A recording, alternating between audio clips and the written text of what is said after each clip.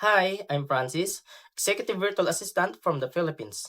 A CEO's biggest problem isn't the work, it's not knowing where anything is.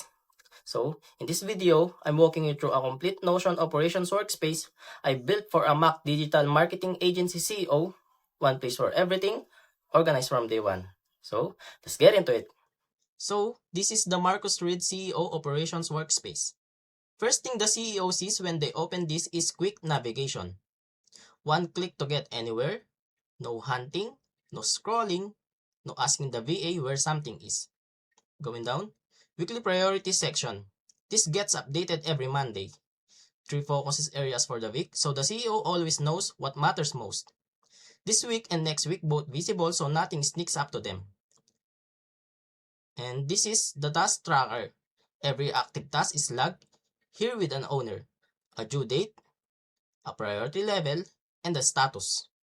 Nothing lives in anyone's head. Everything is visible and accountable. So here is the SOPs hub. All standard procedures documented in one place. Inbox triage, calendar management, and client onboarding all live here. Expandable anytime a new process is added. And moving on to Contact Vault. Key people, emails, phone, numbers, roles, all in one place. No more digging through old emails to find someone's contact. And last but not the least is the files and resources.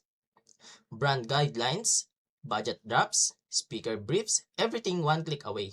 So the entire workspace is built so the CEO can run their week without asking where anything is. So that's the client Notion workspace. If you want one place where everything about your business is organized and accessible, I'd love to build that for you. Portfolio link is below. Let's connect.